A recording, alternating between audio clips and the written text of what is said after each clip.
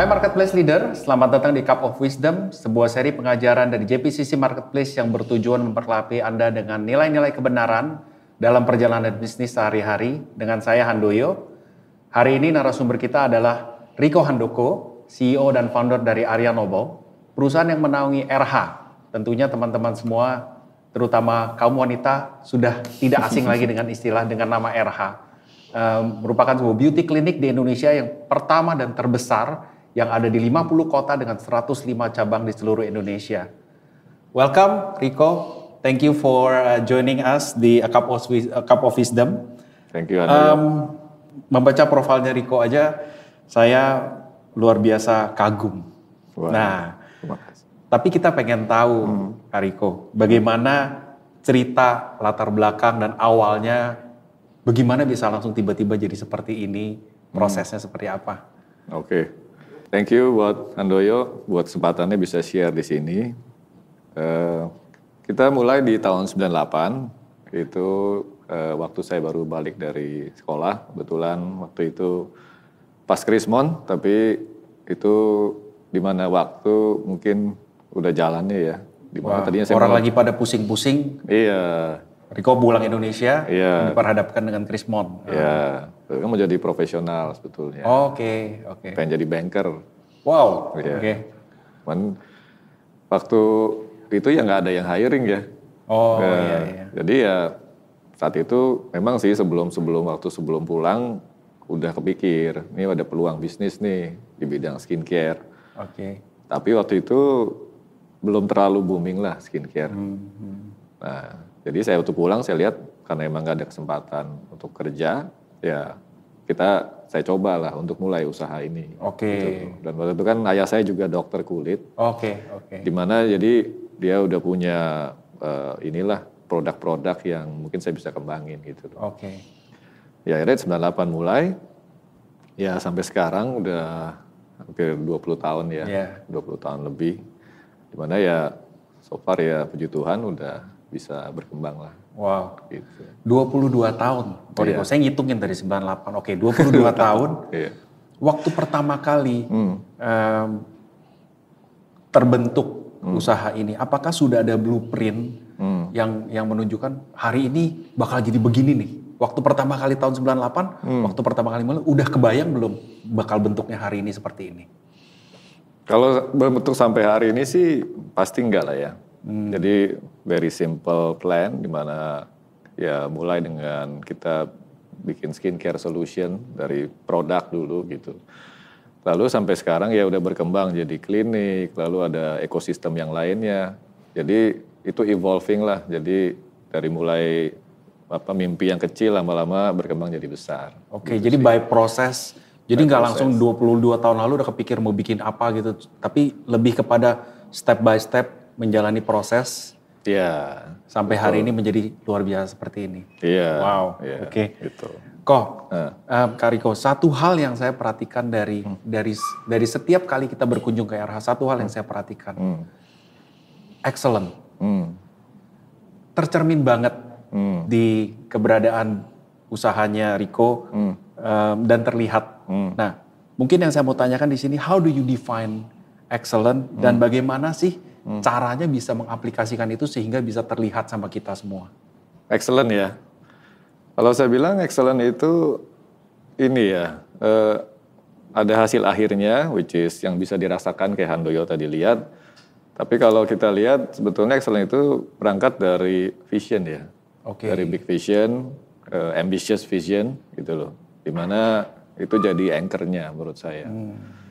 Jadi kalau lack of vision, menurut saya sih nggak akan tercapai excellent. Oke. Atau visionnya terlalu kecil, terlalu sederhana. Tapi kalau kita punya big vision, itu jadi anchor-nya. Karena kita kan akan, vision itu kan, excellent itu kan akan butuh ini ya, kerja keras. Iya. Ya, gimana memastikan semuanya itu sempurna, above expectation, udah gitu melebihi daripada standar yang sekarang ada, gitu loh. Jadi kalau menurut saya hanya dengan kekuatan visi yang sangat besar dan kuat, itu kerja keras itu akan orang itu punya ininya, punya drive-nya. Jadi secara nggak langsung visinya Rico itu menempatkan sebuah standar kali ya. Iya gitu. Kita harus begini nih. Betul. Karena visinya kita seperti ini. Iya. Gitu ya. Wow. Iya. Oke. Of course yang namanya excellent itu kan seperti tadi Rico bilang terbentuk dari hal-hal kecil sehari-hari. Iya. Boleh tahu nggak kebiasaan-kebiasaan rutin seperti apa sih yang dilakukan di bisnisnya Rico sehingga akhirnya bisa terbentuk sebuah excellent ini? Rutin-rutin ya, rutin-rutin seperti apa gitu. Iya. Kita pengen tahu resepnya juga nih suatu hari supaya kita bisa belajar seperti Rico. Oke. Jadi kalau ngomong soal culture of excellence, kalau menurut saya ya habit itu kan akan membentuk culture ya, budaya. Nah, saya selalu bilang sama tim, budaya itu nggak akan kebentuk kalau nggak dibuat sistem. Gitu loh. Jadi sistemnya mesti in place. Kalau sistemnya udah mediocre, pasti hasilnya mediocre. Jadi sistemnya harus dipastiin excellent. Sistem, SOP gitu loh. Yang kedua, pasti orangnya ya. Karena orang kan kalau sistemnya jelek, orangnya juga jelek. Iya.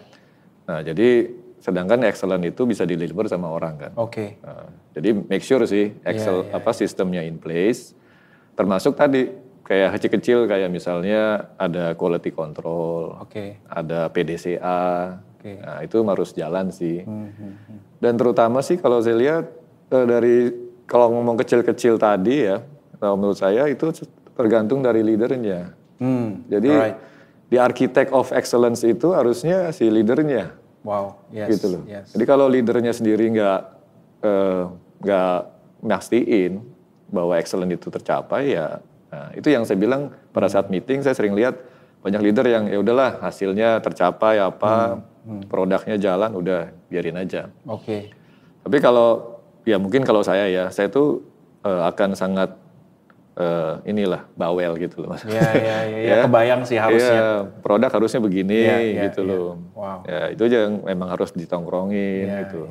Ya, banyak leader kadang-kadang cuma mau garis besar. Jadi excellent tuh ketekunan kali ya Ko ya. Ketekunan harus terus kerja keras, memantau terus ya. Memantau gitu sih. Wow. Gitu sih. Keren banget. Excellent dari sistem, dari human, dari quality, semua harus diperhatiin to the details. Nah, di perusahaan Arya Nobel atau RH, pasti kan banyak nih yang dikerjain. Ada yang mungkin ada yang bikin formula, ada yang bikin pengembangan, ada yang marketing, ada yang desain, ada yang finance, strategik, dan lain-lain. Skillnya dari Bro Rico sendiri yang paling menonjol dalam keseharian. Kira-kira apa tuh dari semua aspek yang ada di RH? Yang paling kepake skillnya, misalnya mungkin ngaduk-ngaduk kosmetik atau apa, nggak tahu. Kira-kira apa? Kalau saya lihat pertama tuh mungkin dari sisi lahirnya gitu ya, saya tuh lebih thinker ya, pemikir gitu loh. Jadi itu yang mungkin salah satu kekuatan saya gitu. Jadi saya lebih pemikir dan kalau ada personality kan saya pernah baca buku ada 4 macam warna ya, merah, biru, kuning, hijau gitu. Saya itu orang biru gitu loh, orang yang lebih mikir, deep thinking gitu loh. Makanya saya selalu kalau pagi-pagi saya selalu punya jadwal itu bagi 3 sih. Pagi sampai siang itu mikir, siang sampai sore itu kerja, execute, nah malam sampai tidur istirahat. Nah jadi saya ulangin waktu untuk pagi mikir. Jadi ya selalu itu jadi kekuatan saya sih. Dan jadi itu visioning kali ya. Nah dalam mikir itu apa yang dipikirin kan, gitu betul. loh. Nah kalau saya lihat memang satu connecting the dots itu jadi kekuatan saya juga. Saya lihat ya menurut saya. Jadi visioning, strategizing gitu loh. Dan kalau dari fungsi yang itu kan dari sisi level strategic level. Kalau yang lebih di bawahnya mungkin lebih ke branding sama marketing. Gitu loh. Karena saya suka desain. Saya lebih lebih estetik person lah. Kelihatan banget di showroom-showroomnya itu di store-store-nya, di klinik-kliniknya itu semua luar biasa memang. Di situ. Jadi pertanyaan saya yang selanjutnya adalah gini, apakah skill itu sejak awal sudah ada atau itu skill terbentuk along the way sepanjang Rico menjalankan karir ini atau bisnis ini? jelas aja kalau makin tambah usia, makin panjang, makin expert ya. Yeah. Makin punya wisdom, makin lebih mateng gitu sih. Cuman dari awal memang saya lebih udah kira-kira tahu lah. Jadi bibitnya sudah ada, Bibitnya dan di-develop selama along the way. Iya, Okay. gitu sih. Wow, very very interesting. Iya. Dari awal udah tahu belum passionnya bakal, mungkin waktu masih kecil atau masih muda, waktu masih kuliah, udah kebayang belum dulu, ini passion gua mau jadi entrepreneur seperti ini? Udah kebayang belum dulu, Pak? Kalau ditanya dari dulu banget ya enggak lah ya. Belum kebayang. Karena kan ayah saya dokter, Oke. gitu loh. Jadi buat saya kan ya nggak terekspos ya dari kecil. Cuman waktu mulai kuliah gitu kan, memang tadi kan saya bilang profesional kan, jadi banker kan. Nah tapi pada saat saya lihat lebih ke suka gitu, baca artikel bisnis itu suka. Jadi dari situ udah mulai tertarik sih sebetulnya. Cuman nggak punya exposure aja, gitu loh. Nah pada saat dikasih kesempatan, Tuhan buka jalan, ya akhirnya ya udah saya coba. Kalau emang saya udah juga suka, gitu sih. Jadi passionnya Rico itu boleh dibilang dari awal small interest, and then dikembangkan menjadi skill yang hari ini menjadi skillful sekali gitu ya. Ya, itulah. Hari-hari ini nih banyak banget pengusaha muda, anak-anak muda yang punya pikiran, I have to do my passion nih supaya saya sukses. Gitu. Menurut seorang Rico, passion itu seperti apa? Passion itu ya sesuatu yang suka banget gitu. Karena anak-anak muda kan sekarang bilangnya, wah ini bukan passion saya nih. Jadi gimana ya, saya males atau saya nggak enjoy. Nah, pandangan seorang Rico terhadap kata passion di zaman sekarang ini seperti apa kira-kira? Iya, kalau saya lihat sih passion itu memang penting ya. Kalau dipersu gitu loh. Tapi saya yang pernah baca itu loh tentang hedgehog konsep. Jadi passion doang nggak cukup ya. Mesti punya talent. Nah, mungkin kalau anak muda bilang pursue passion bagus, tapi make sure ya memang talented di situ. Soalnya kalau passionate tapi nggak talented, kan susah ya gitu kan. Iya, wasting time juga jadinya. Wasting time, gitu sih. Sama make sure yang di passionate itu juga punya economic value. Gitu. Ya, jangan cuma suka tapi nggak bisa dijual gitu, nggak bisa menghasilkan. Betul, gitu. Thank you. Kita shift gear sedikit, kita mau masuk bicara mengenai leadership di sini. Sukses dari RH tentunya nggak luput dari peranan pemimpin yang ada di dalam. Yang saya mau tanyakan gini, how do you define a strong leader? Gitu ya. Ya, a strong leader menurut pandangan Rico tuh kira-kira seperti apa? Pemimpin yang kuat. Ya, pemimpin yang kuat udah pasti kalau menurut saya tuh dia punya dua fundamental ya, gitu loh. Pertama dia punya strategic fundamentals, di mana itu ngomong soal visi, strategi, gitu loh. Yang kedua dia punya execution atau operational fundamentals. Karena kalau leader yang kuat, efektif lah kita bilang. Kalau dia nggak punya fundamental dua ini, ya percuma ya. Jadi kalau dia nggak tahu, kan si Jim Collins bilang, leadership itu apa? Dia pelajarin kan, waktu di West Point, dia jadi chair of apanya gitu. Terus dia bilang, leader itu sebetulnya kan is an art of making people would want to do what must be done. Dia bilang gitu. Jadi ada dua elemen ya, tiga malah. Pertama itu seni ya. Jadi itu seni itu kan ngomong soal bagaimana kita punya kemampuan gitu loh. Dan nggak ada kepastian kan, bukan science lah, itu art gitu loh.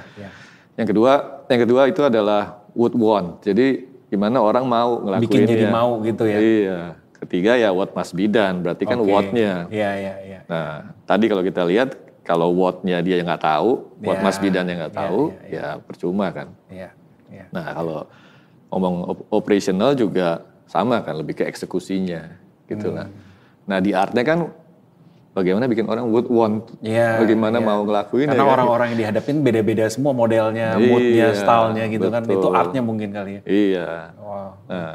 Gitu sih kalau lihat. Jadi strong leader tuh mesti punya 2 fundamental yang kuat. Lalu yang terakhir tentunya kemampuan dia untuk memimpin people ya, gitu loh. Team builder, people builder maupun leader builder gitu sih. Oke. Jadi kalau saya lihat sih strong leader mestinya punya 3 hal itu sih. Punya hati juga untuk manusia. Nah itu pasti. Nah, dia punya purpose. Gitu. Oke. Kalau di area Noble sendiri kok, apakah leader ditemukan atau direkrut atau leader itu diciptakan biasanya yang terjadi di kantornya Rico? Iya, saya lihat sih memang kalau tergantung itu kita mau klasifikasi orang ya, mau dia jadi spesialis atau generalis, spesialis leader apa generalis leader. Kalau saya lihat memang orang banyak bilang leader tuh bisa dibentuk gitu loh. Tapi kalau saya lihat ya dibentuk cuman di bagian yang mana. Gitu loh. Jadi gak semua orang itu bisa punya, tadi ngomong soal passion, interest, even kalau dia bilang dia mesti jadi generalis leader, kadang-kadang mostly kan dealing with people. Kadang-kadang kasihan kalau orang yang memang bukan talentnya di situ, kayak scientist ya. Kalau dia dipaksa untuk mimpin orang kan, akhirnya dia sendiri talent dia di bidang science itu juga jadi nggak terdevelop ya. Nah, sedangkan sayang, mendingan cari dia punya sweet spot di mana kalau saya lihat. Jadi di mana dia bisa benar-benar ngembangin talentnya dia. Nah, jadi kalau di area Noble kita lihat itunya sih. Jadi orang ini supposed to be di posisi yang mana yang paling dia sesuai sama kapasitas dan talentnya dia ya. Iya. Gitu. Ketika Rico memilih seorang pemimpin dalam tim, hal apa yang kira-kira jadi kriteria yang biasa? Ini kayaknya cocok nih jadi pemimpin, atau kira-kira kriteria apa sih yang selalu dilihat sama Rico ketika memilih leader di perusahaan? Pertama saya leader itu kan katalis ya, katalisator gitu loh. Jadi dia yang sebetulnya mempercepat growth ya, gitu loh, perubahan, proses pertumbuhan. Nah jadi kalau saya lihat itu yang harus dilihat ya, gitu loh. Gimana apakah seorang leader itu dia bisa melakukan itu. Jadi apakah seseorang itu bisa menjadi katalis perubahan. Dia bisa drive gitu. Bisa drive the growth gitu loh. Nah, jadi itu sih yang kita lihat ya. Baik itu dari sisi business growth maupun people growth. Jadi gitu. Kemampuan untuk menginfluence dan kemampuan untuk mengexecute mungkin. Iya, kemampuan tadi punya clarity in vision, clarity in strategy, sama dia bisa drive execution, sama menggerakkan people tadi. Gitu sih. So bicara leadership selalu nggak bisa lari dari people. Karena kan yang dipimpin adalah manusia ya. Betul. Menurut Rico, seorang pemimpin dikatakan sukses bila apa? Bila mencapai apa gitu? Memberikan dampak ya. Memberikan dampak. Gitu loh. Such a short but powerful answer. A leader is successful ketika dia memberikan dampak. Memang itu yang kita harapkan juga dari teman-teman semua ketika kita melakukan bisnis, ketika kita memimpin sebuah usaha, harusnya kita membawa dampak. Betul. Thank you Rico. Keberadaan atau impact dari perusahaan yang Rico bangun hari ini begitu besar kan ya. Itu tentunya nggak luput dari sebuah mindset. Nah, kita mau bicara mindset nih sekarang. Nah, how do you define success? Sukses untuk seorang Rico apa sih? Karena itu kan bibit dari mindset. Ketika orang bisnis kan bicaranya, wah gue mau sukses, tapi sukses itu apa? Nah, sekarang ini kita pengen tahu nih, sukses untuk Rico itu apa sih? Iya, betulnya mirip dengan jawaban tadi ya. Jadi saya tadi dibilang sukses, itu berasa sukses gimana? Ya pada saat ada dampak positif sih yang saya hasilin. Jadi kayak sukses jadi pengusaha, apakah produk yang kita buat ini memberikan dampak positif buat customer, memberikan solusi gitu loh, yang paling baik. Kalau sebagai leader, apakah tim orang yang kita pimpin itu dia bisa maju hidupnya, karirnya berkembang, kemampuannya berkembang. Jadi saya lihat sih gitu sih. So success mean impact. Iya. Buat Rico ya. Iya. Sukses itu membawa dampak. Betul. Wow, very good. Bagaimana Anda memandang uang Hmm. dalam sebuah keberhasilan, dalam sebuah kesuksesan? Peranan uang itu apa sih? Apakah uang sebagai barometer pengukur atau uang sebagai alat atau sebagai apa kira-kira? Kalau uang sih saya lihat, saya selalu punya prinsip itu ada 6M. Menarik nih. Make meaning, make money, make meaning lagi. Oke. Jadi uang ada di tengah gitu loh. Oke. Jadi ya kalau kita make meaning, kita memberikan solusi, Arti, ya, solusi. ya gitu kan. Pasti kan kalau perusahaan bisnis ya, pasti kan terjual produknya, make money, make profit. Lalu profitnya buat apa? Nah ini yang saya bilang, kalau itu profitnya buat diri sendiri, kan buat dampak orang nggak ada. Kan saya sering lihat ya, banyak kayak, wih ini orang uang orang kaya nih, duitnya banyak nih. Terus lihat dampak buat saya nggak ada, ya so what gitu kan, gitu loh. Atau ya kita bisa lihat gitu loh. Nah tapi kalau dia memberikan dampak, banyak kan, kayak misalnya Bill Gates punya Bill Gates Foundation gitu kan, itu kan memberikan dampak. Nah karena dampak yang terakhir ini kan nggak mungkin ada kalau nggak ada uangnya juga. Betul. Jadi uang ini lebih di tengah sebagai enabler lah. Gitu. Jadi menciptakan sesuatu, menghasilkan uang, dan dari uang itu dipakai untuk membawa dampak yang lebih besar, kira-kira gitu ya. Wow, keren banget. Nah, dengan pencapaian Arya Nobel hari ini yang luar biasa, apa sih yang masih menjadi mimpi seorang Rico Handoko untuk kedepannya? Kedepannya harus bertumbuh udah pasti, karena saya lihat bukan ya, semua orang juga tahu bahwa sesuatu yang nggak bertumbuh itu pasti lama-lama menurun dan mati. Jadi udah pasti harus berkembang terus. Dari setiap bisnis yang kita bangun udah pasti harus jadi market leader.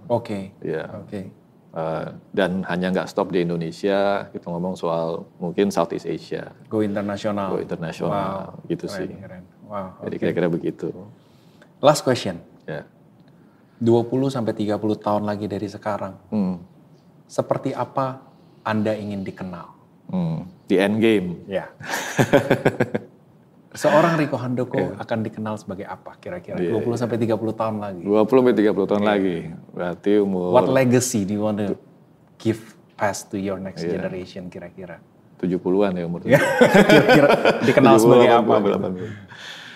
Kalau saya bilang sih, saya memang kepikir ya dulu ya, kalau at the end of my life gitu, pada saat di peti mati orang datang, dikenal sebagai apa ya?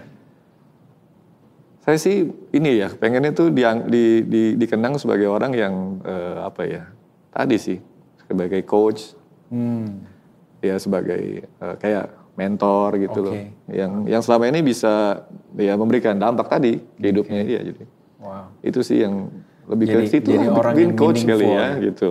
Gitu. Jadi orang bawa dampak, orang yang bawa meaning pada kehidupan orang. Jangan lupa suami yang baik. Of course. Gitu. Bawa meaning tapi di rumah ribut mulu. Nanti orang lain datang happy, istrinya. Jadi papa yang baik, jadi suami yang baik. Papa yang baik. Amen to that. Yes. Itu paling penting sih ya. Ada last word atau saran atau masukan atau yang mau disampaikan kepada pebisnis JPCC dari Rico? Ya kalau buat teman-teman di sini, saya sih lihat gimana sebagai pengusaha ya, gitu tuh, bagaimana kita selalu tuh memikirkan dua hal ya. Betulnya bagaimana mengembangkan bisnis, tapi juga mengembangkan people. Gitu sih. Nah, jadi saya rasa itu dua balance yang akan saling melengkapi. Gitu loh. Karena kalau kita berbisnis hanya fokus kepada tadi make money, ya. Tapi kita nggak peduli dengan people-nya, gitu. Saya rasa ya akan ini ya, you feel empty ya, gitu. Jadi gimana kalau bisnis kan mesti happy ya. Of course. Jangan cuman terima dividen kita happy, gitu kan. Tapi kita lihat gimana nih dividen dalam bentuk, yang dulu misalnya 10 tahun yang lalu dulu cuma level apa, sekarang udah level apa. Tapi memang benar-benar dia mampu, dia bisa. Mengembangkan kehidupan orang-orang. Iya, betul sih. Wow, thank you banget. Iya. So, make meaning, bikin hidup berimpact, Jangan cuma cari uang, tapi harus mengembangkan manusia di sekitar Anda. Iya. Kira-kira itu ya. Kira-kira Pak. gitu. Luar biasa. Terima kasih banget Rico untuk wisdomnya hari ini. Demikian Cup of Wisdom edisi kali ini. Semoga teman-teman bisa belajar banyak dari wisdom yang disampaikan oleh Rico Handoko. Sampai jumpa, Tuhan memberkati.